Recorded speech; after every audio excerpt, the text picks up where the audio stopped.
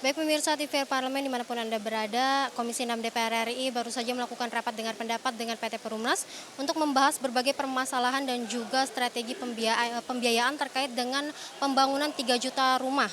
Dan seperti apa catatan yang diberikan oleh anggota Komisi 6 DPR RI terkait dengan masalah-masalah yang dibahas di rapat tersebut.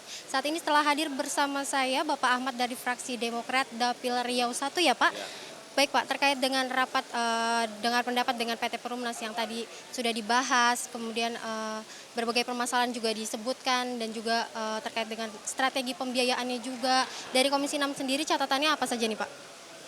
Pertama tentu kita tahu bahwa perumahan ini adalah kebutuhan dasar masyarakat ya, papan sandang ya.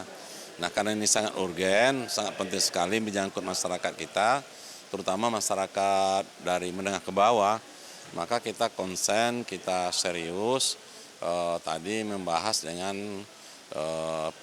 Perumnas ya, Perumnas bersama Ibu Melda. Nah di sini ada beberapa hal kendala-kendala mereka di dalam untuk mencapai target perumahan itu ya.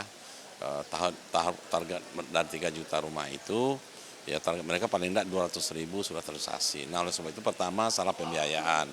Nah pembiayaan ini tidak terlepas dari utang-utang sebelumnya. Ya utang-utang sebelumnya banyak perumahan itu yang tidak terjual sehingga bunga utang bertambah, seterusnya juga masalah apa namanya di samping pembiayaan yang terus menekan mereka itu juga masalah lahan yang strategis. Nah oleh sebab itu kita minta kepada Perumnas menyampaikan roadmap-nya itu, jangka pendeknya seperti apa, jangka menengah seperti apa, jangka panjang seperti apa. Nah, sehingga dengan hal ini Komisi 6 mendorong supaya Perumnas ini mencapai target-target pekerjaannya. Antara lain mereka lakukan restrukturisasi organisasi. Dengan organisasi yang efektif dan efisien diharapkan akan membantu kinerja mereka. Kedua masalah pembiayaan. Nah pembiayaan mereka memang membutuhkan dana lebih kurang 3 triliun untuk tambahannya. Nah itu kan pada prinsip mendukung, apalagi dengan PT Perumnas ini kan di bawah BUMN ya, berarti bisa ini dengan melalui dana antara nanti.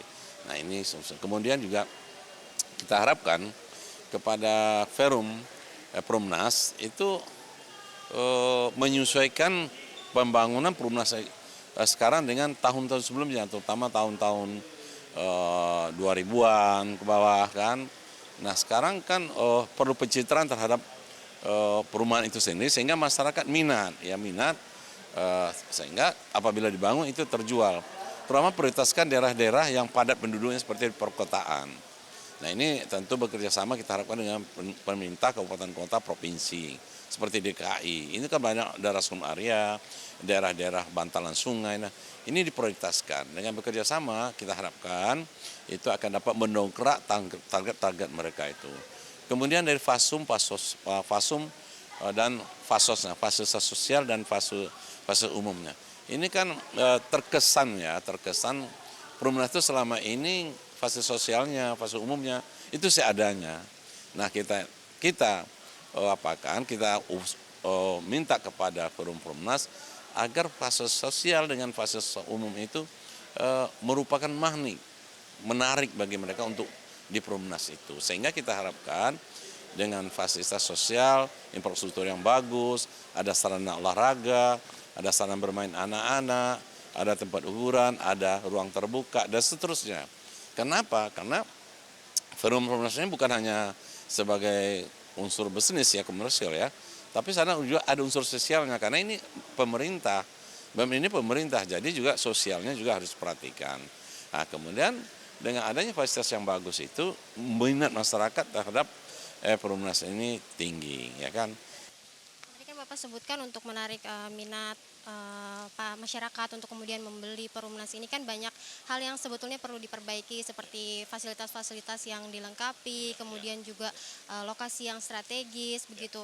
Nah, menurut Bapak apakah hal-hal yang menjadi kendala ini dapat segera terselesaikan agar di periode ini Perumnas ini benar-benar terwujud nih Pak? Ya. Jadi di samping itu juga tadi singgung juga masa perizinan ya, perizinan sampai kadang-kadang 8 bulan, 1 tahun. Nah kita harapkan juga birokrasi mendukung soal perizinan ini.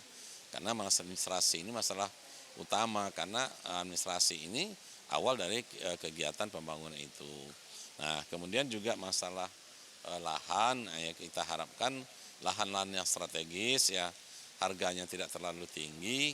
Dan ini kita harapkan bekerja sama dengan di instansi terkait, lembaga terkait ya, sehingga kita harapkan lahan yang strategis itu menjadi juga orang tinggal mau hunian tempat ya, lingkungan itu gitu. Nah, kemudian juga di samping itu fasilitas sosial tadi, fasilitas umum itu hendaknya disesuaikan dengan kemajuan dinamika masyarakat sekarang gitu. Nah, sehingga mereka merasa nyaman, asri ya kan, sehingga tidak ada istilah SS, RSS, rumah sangat sempit, rumah susah selonjor gitu loh.